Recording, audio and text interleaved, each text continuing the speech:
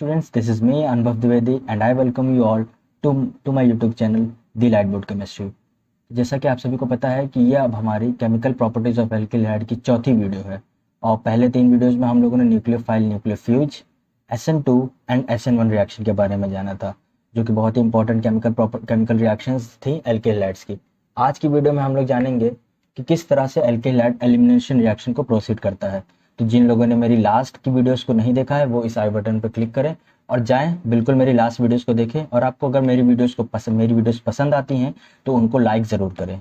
और जो लोग नए हैं मेरे इस चैनल पे, मैं उनसे रिक्वेस्ट करूंगा कि वो सब्सक्राइब बटन को ज़रूर क्लिक करें और उसके बगल में जो बेल आइकन है उसे ज़रूर प्रेस करें ताकि आगे आने वाली मेरी कोई नोटिफिकेशन वो लोग मिस ना करें।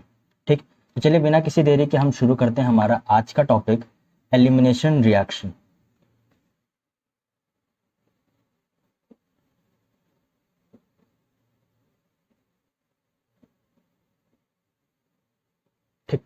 देखिए, जनरली एलिमिनेशन रिएक्शन के बारे में अगर मैं बताऊं तो elimination reaction are those type of reaction in which atom और group of atoms, what is in which atom and group of atoms are removed.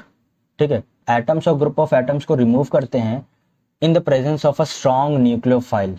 याद रखिएगा, in the presence of a strong nucleophile and new type of bond is formed. एक नया bond बनेगा।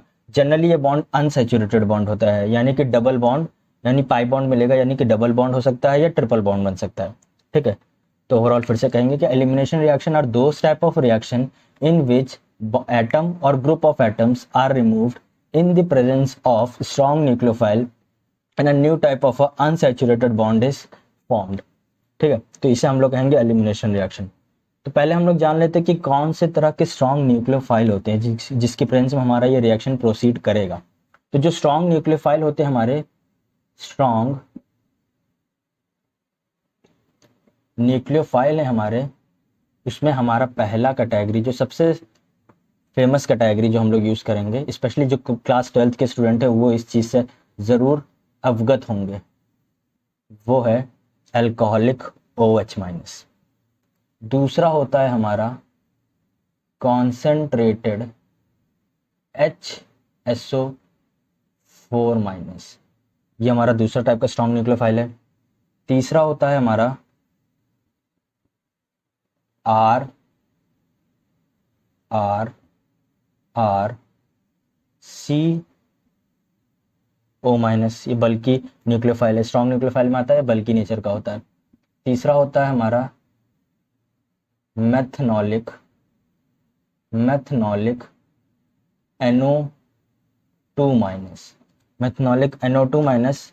And last one, वैसे तो बहुत से strong nucleophile होंगे लेकिन जो जिन स्पेशल कैटेगरीज की हम बात करना चाहेंगे वो ये हैं। Last one is ethanolic NH2-। ठीक है, ये तरह के हमारे ये 5, these are the 5 types of strong nucleophile which we will going to be used in the elimination reaction, special elimination reaction of alkene, we can say that haloalkanes। okay, so let's take a example।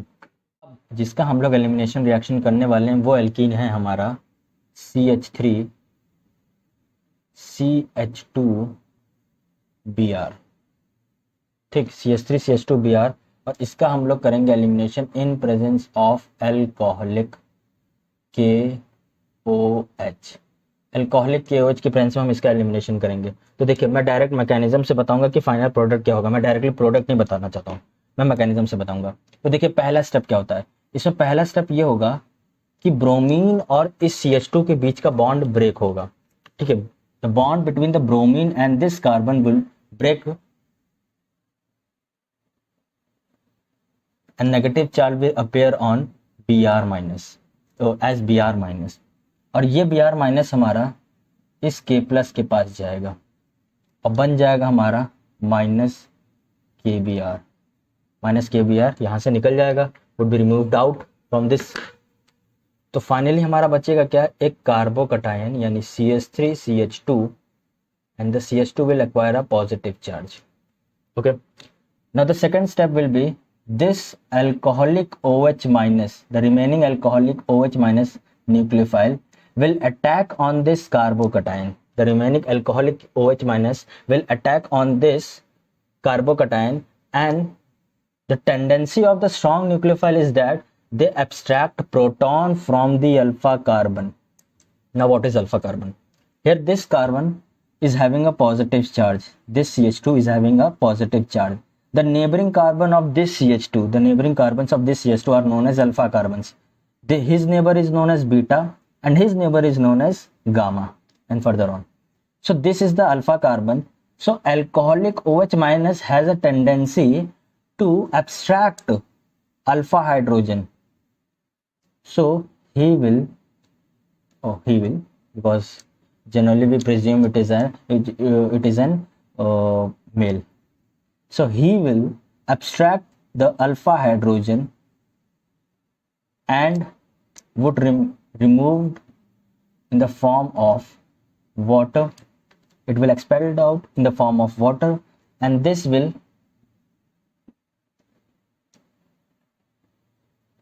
be left out with a carbocation and a carbanion. This negative and positive will make a bond which is known as pi bond, and thus this reaction is called elimination reaction, in which the hydrogen and bromine are eliminated and a new bond, unsaturated bond, is created. So this is elimination reaction, or we can also say that this is dehydrohalogenation, a type of reaction, a specific type of elimination reaction in which hydrogen and halogen is removed in the presence of a strong nucleophile, are known as dehydrohalogenation. This is the product we will get ethene. Now I will discuss another case in which the unsymmetrical type alkyl halide. So elimination का छोटा सा trailer तो आप लोगों को शायद समझ में आ गया होगा, ठीक है। अब डिस्कस करते हैं कि अगर एक अनसिमेट्रिकल एल्किल हैलाइड होता और उसका हम लोग एलिमिनेशन रिएक्शन कराते हैं, यानी कि कोई स्ट्रॉन्ग न्यूक्लियोफाइल के प्रेजेंस में उसका रिएक्शन कराते हैं और डीहाइड्रोहेलोजिनेशन कराने की कोशिश करते हैं, तो किस तरह के प्रोडक्ट्स हमें मिलते हैं, ठीक है। और क्या एक रूल, स्पेशल रूल लगता है उसके लिए, तो अब हम डिस्कस करेंगे उस रूल को भी। तो जैसे मान लेते हैं कि अगर आपका जो एल्किल हैलाइड हम लोगों ने ले लिया वो था CH3 CH2 CHBr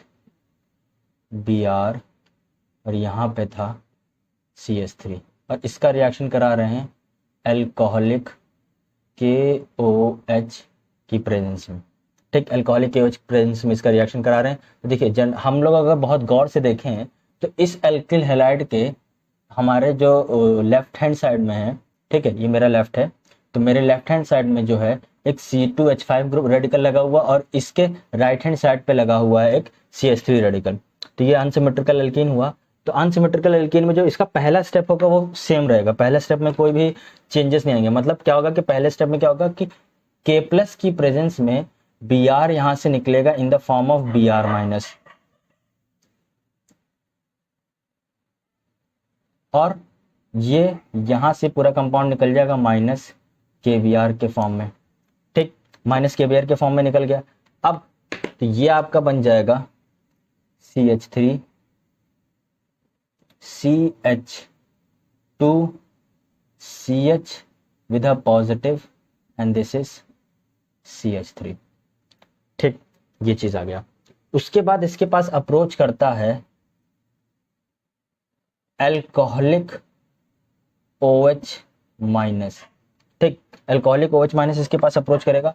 now they have 2 alpha carbons. क्या बोला था मैंने कि अल्कोहलिक OH माइनस आता है तो वो क्या करेगा, अल्फा कार्बन से हाइड्रोजन निकालने की कोशिश करेगा। इसके पास तो 2 अल्फा कार्बन है, एक ये जिसे हम बोल देंगे अल्फा 1 और एक ये जिसे हम बोल देते हैं अल्फा 2। अब अल्कोहलिक OH माइनस हो गया थोड़ा कंफ्यूज, दुविधा में कि 2 अल्फा कार्बन हैं, किस अल्फा कार्बन से हम हाइड्रोजन निकालेंगे, ठीक। तो यहां पर इसकी दुविधा दूर करने के लिए आए हैं सेट्ज़फ रूल, ठीक है, भगवान के रूप में आए थे सेट्ज़फ रूल। उन्होंने कहा सेट्ज़ेफ रूल के अकॉर्डिंग ये चीज़ आई कि अगर एक अनसिमेट्रिकल कार्बोकटायन है, ठीक है, एक अनसिमेट्रिकल कार्बोकटायन के पास एक स्ट्रॉन्ग न्यूक्लियोफाइल अप्रोच कर रहा है, what I am trying to say, to an unsymmetrical carbocation, when a strong nucleophile approaches, it will try to abstract proton from that alpha carbon which has lesser number of hydrogen.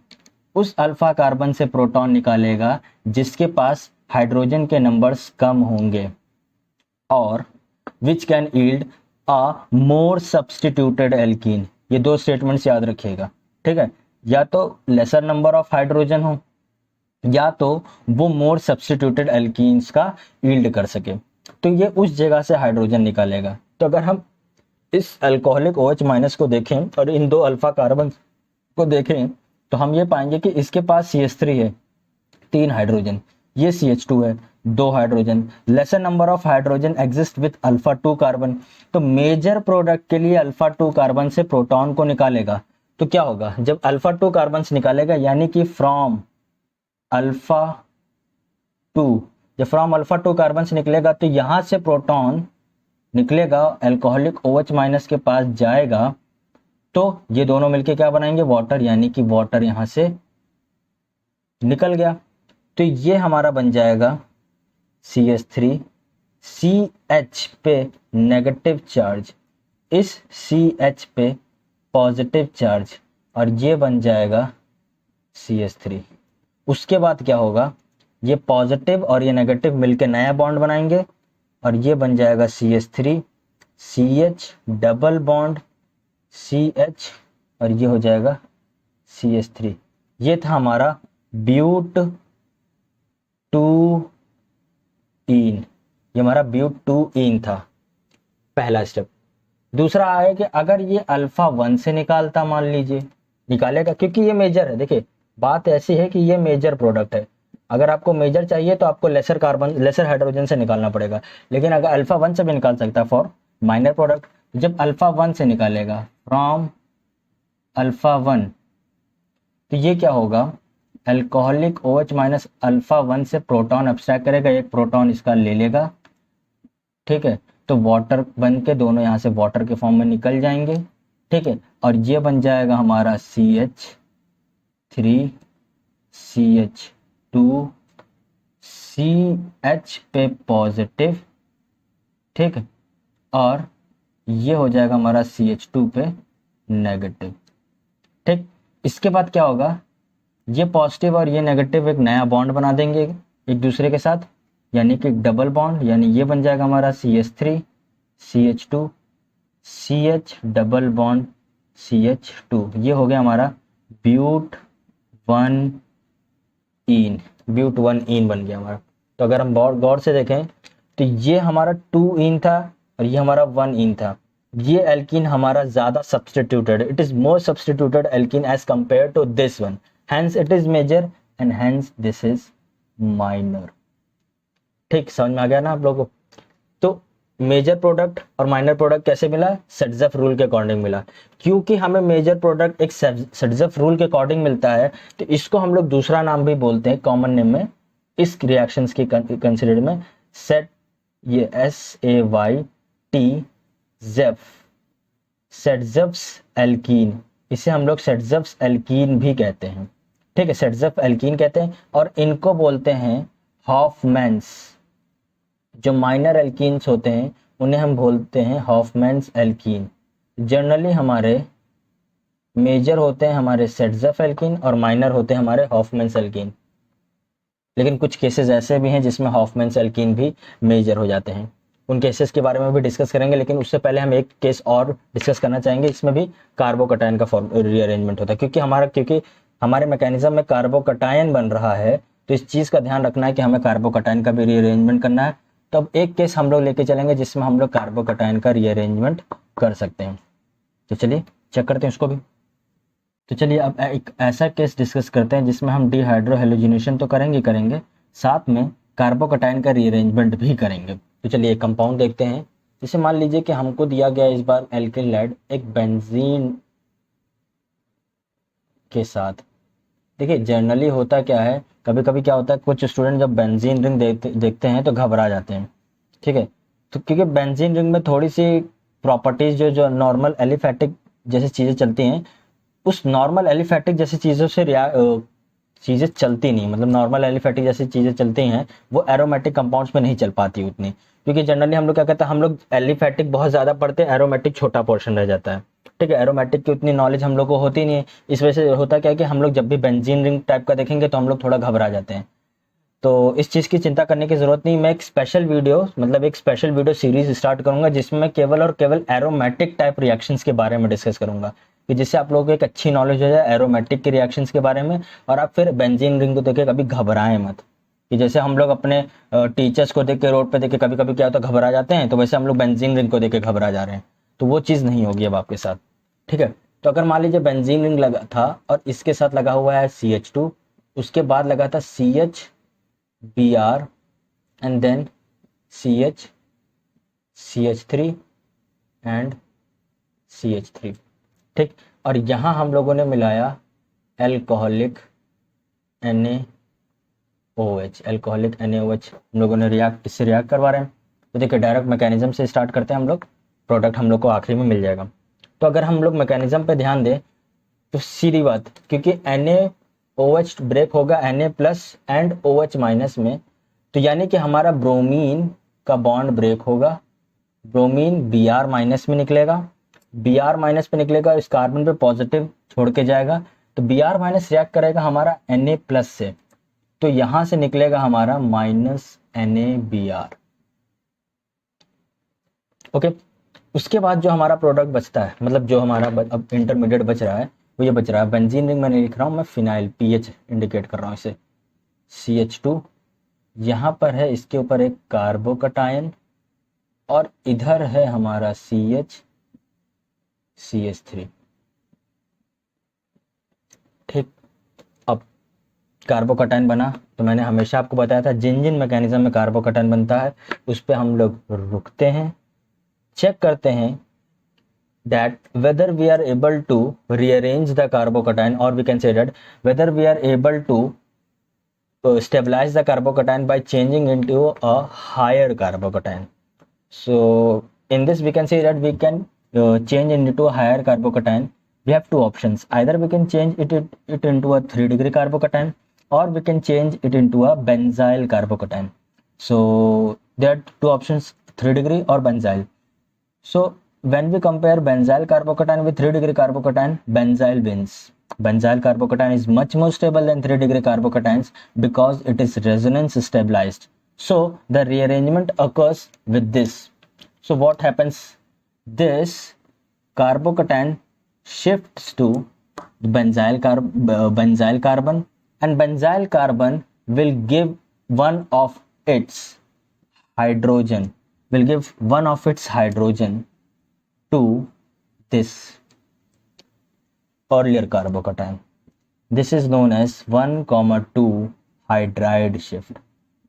पहले भी बता चुके हैं हम 1,2 hydride shift. Now the carbocation is like this: pH C with a positive charge, CH2, CH, here CH3, this is CH3. Okay, now what we will do, next step, the alcoholic OH minus will approach. Now the alcoholic OH minus, you know what is the tendency? It has the tendency to abstract alpha carbon's proton. Here the alpha carbon is this. The benzene alpha carbon doesn't have any alpha hydrogen, so it will not abstract any alpha proton from this. It will abstract alpha proton from this carbon. One alpha proton will be removed and it will approach to this strong nucleophile, and minus water would be expelled out from this. So the product we will get, and the negative charge will acquire on this carbon. So this negative carbon and this positive carbon will now make another bond, and the product is CH double bond CH. This is CH, CH3 and CH3. This is your major product. Okay, major product. Now, what would be the minor product? The minor product would be when the proton is abstracted. Minor product would be when the rearrangement doesn't take place. rearrangement हो ही ना रहा हो, मान ले हम rearrangement करें ही ना, rearrangement नहीं करेंगे तो हमारा कार्बोकैटायन इस तरह से दिखेगा। अब ये कार्बोकैटायन जो हमारा होगा, इसके पास ऑप्शन है या तो यहां से निकालो या तो यहां से निकालो अल्फा हाइड्रोजन। सो कंफ्यूज दो है, तो वो क्या करेगा, सेट्ज़ेफ रूल लगाएगा। सेट्ज़ेफ रूल बोलता है कि उस वाले कार्बन से हम लोग प्रोटॉन निकालेंगे जिसके पास कम हाइड्रोजन होंगे, यानी यहाँ से। तो जब कम हाइड्रोजन होंगे तो यहाँ से हाइड्रोजन निकलेगा, ये वाला हाइड्रोजन यहाँ से निकल जाएगा और ये बन जाएगा यहाँ पे नेगेटिव चार्ज। नेगेटिव चार्ज बनेगा तो ये हमारा दे देगा, अब बेंजीन बना देता हूँ मैं ताकि कंफ्यूज ना हो आप लोग। CH2 तो था ही ये, CH डबल बॉन्ड C, इधर आ गया CH3 और इधर आ गया CH3। ठीक, ये बना हमारा माइनर प्रोडक्ट। ठीक, समझ में आ गया आप लोग को। तो मेजर क्या था, कार्बोकैटायन रीअरेंजमेंट के बाद हम लोग को मेजर बना। माइनर क्या था, अगर कार्बोकैटायन का रीअरेंजमेंट ना करें, स्टेबल कार्बोकैटायन ना बने तो हमें मिल जाएगा एक माइनर प्रोडक्ट। ठीक है, कार्बोकैटायन रीअरेंजमेंट हमेशा याद रखिएगा कि जिस रिएक्शन में आपका कार्बोकैटायन बन रहा है मैकेनिज्म में, उसमें आपको स्टेबल कार्बोकैटायन के लिए हमेशा और हमेशा रीअरेंजमेंट करना पड़ेगा। इधर इट इज 1,2 हाइड्राइड शिफ्ट और इट इज 1,2 मिथाइल शिफ्ट। ये आपको कार्बोकैटायन रीअरेंजमेंट तो मैंने हर बार पढ़ाया ही है। सो नाउ अब हम लोग डिस्कस करेंगे कि किन किन कंडीशंस में हमारी जो सेट्ज़ेफ एल्कीन होती है, ठीक है, और जो हॉफमैन्स एल्कीन होती है वो स्टेबल होती है। सेट्ज़ेफ एल्कीन तो नॉर्मल कंडीशंस में स्टेबल होते ही हैं, ठीक है, उसको तो डिस्कस नहीं करना क्योंकि नॉर्मल कंडीशन में तो स्टेबल है। हॉफमैन्स एल्कीन किन किन कंडीशन में स्टेबल होते हैं हम लोग को ये देखना पड़ेगा। ओके, तो चलिए अब हम लोग देखेंगे कि किन किन दो कंडीशंस पे हमारा Hofmann alkene as a major product उभर कर आता है।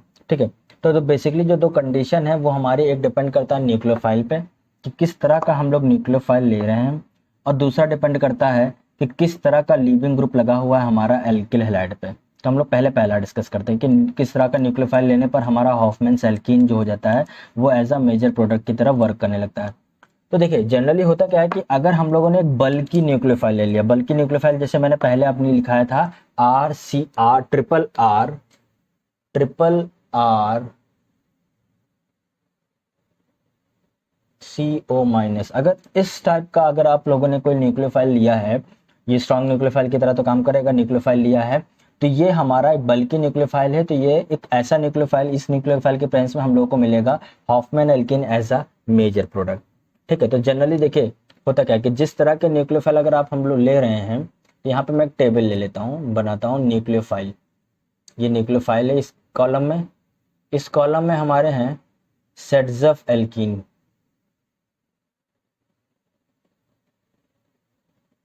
सेट्ज़ेफ, और इस कॉलम में हमारे जो होंगे वो होंगे हॉफमैन्स। ठीक, हॉफमैन।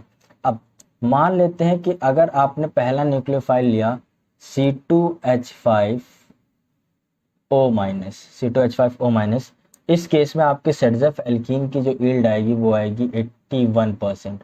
मतलब मोर सब्स्टिट्यूटेड एल्कीन जो होगा उसकी यील्ड आएगी 81%, और जो लेस सब्स्टिट्यूटेड एल्कीन होगा, हॉफमैन्स एल्कीन होगा, उसकी यील्ड आएगी ओनली 19%। सेकेंड टाइप का अगर आप लोगों ने लिया क्या, CH3 CH CH3, इसके ऊपर आप लोगों ने O माइनस लगाया।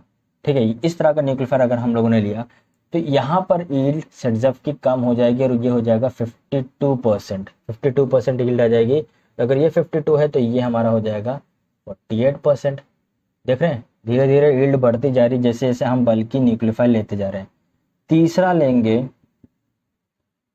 अगर 3 CH3 लगा दिया जाए, इस बार 3 CH3s are added,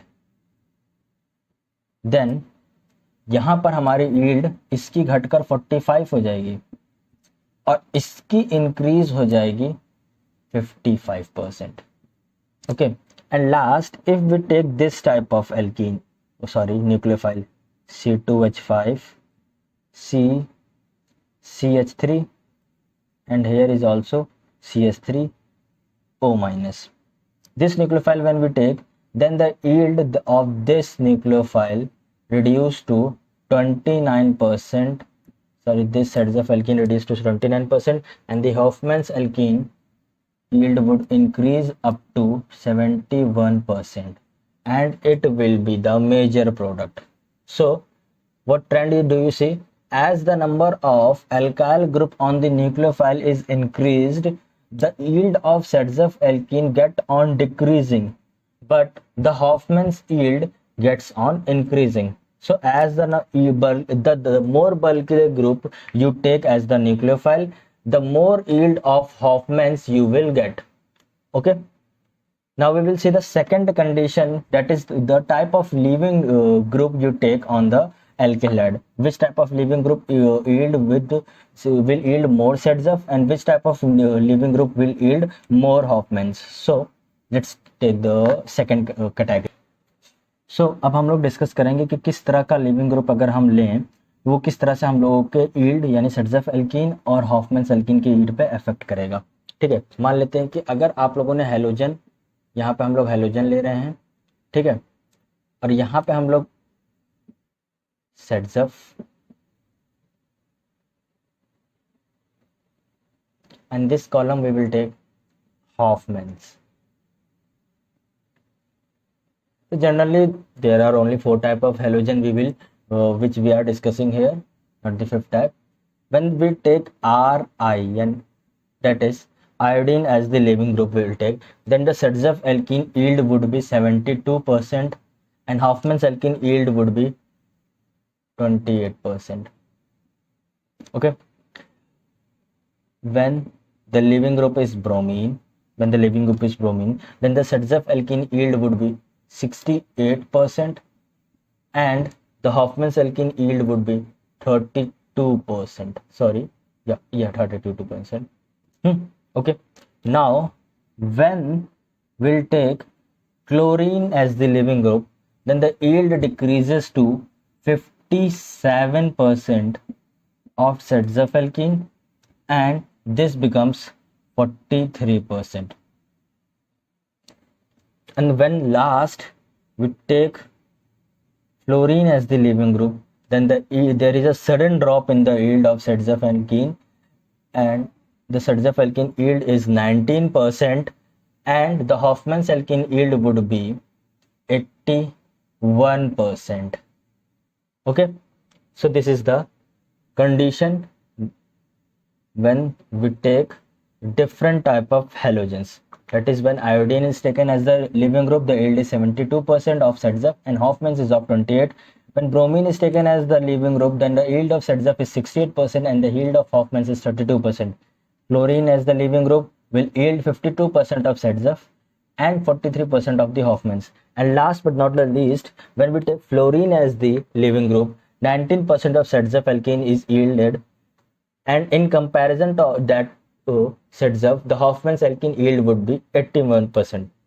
So it is clear from the board that when we'll take fluorine as the leaving group, the yield of ZF is more. In rest of the case, we will see that there is a little bit increase in the yield of Hofmann's, but in the case of fluorine, there is a sudden increase in the yield of the Hofmann's, that is from 43 to direct of 81% yield.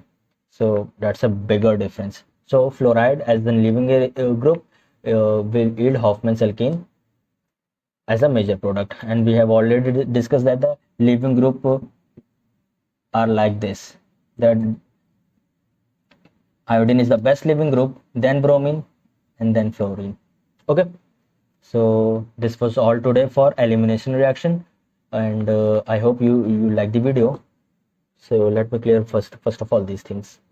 So before ending this video, I would like to give a small question to you. The question is not that difficult, but it's very small and very easy type question based on the today's topic. So what is the, like we take C6H13Br, let label it as A. In this we add alcoholic KOH, By adding alcoholic KOH, it yield two products which are termed as B and C. These B and C, when both react with or subjected under H2Ni. This H2Ni is a very strong reducing agent, or in the term we can also say that this is Dadaji. I will explain you why I have called H2Ni as Dadaji when we'll talk about reducing agent, especially about reducing agent. Then I will tell you about why H2Ni is Dadaji. So when BNC is reacted with Dadaji, or BNC when subjected with H2Ni, we get a product which is known as 2,3 dimethyl 2,3 dimethyl butane. Both B and C when subjected under H2Ni yield the same product, 2,3 dimethyl butane. Now you have to tell what is B, what is C, and what is A. So you have to tell about these three questions. You can literally message me on my Instagram ID, which is flashing you right now, and I will tell you whether your question is right or wrong. And lastly, I have not discussed the last video's question which I have given in the last video, so I will discuss that last video's two questions and this question in my upcoming next videos. So overall, the main reactions, the main chemical properties of alkyl halide is over now, that is a substitution reaction and elimination reaction. So in the next couple of videos, I would like to complete the following smaller reactions, smaller chemical reactions which are given by alkyl halide. These are important reactions, but these are smaller reactions. We don't have many much more things to discuss in that cases. So the main important reactions for nucleophilic substitution and elimination. The nucleophilic substitution and elimination are over. So our bigger headache is over. Now the smaller headache is remaining. The smaller reactions like Wood's reaction, Wood-Friedrich reaction, named reaction as known as Schwartz, Falkenstein, Ullmann's, these types of reaction. These are very smaller reaction and are easy to understand. So overall, thank you so much for watching my video. And if you have liked my video, if you have enjoyed and understand the concept of elimination reaction, then please like my video. It's free. Before going, I would like to say you that I have also provided the free PDF notes of these lectures which I am doing on the YouTube on my Google Classroom. So if you want the notes, if you want to download my PDF notes, you can go through my code, put the code on Google Classroom, download my PDF and enjoy the notes. Okay. And those people who are new to my channel, please subscribe my channel. It's a request. It's free of cost. Notes are also free. You don't have to pay for my notes. The video is free, the notes is free. Just do one thing, do me a favor to please subscribe my channel and also like my videos. It's free. And rest, I would like to thank you very much for coming the end with me. And thank you so much and have a nice day.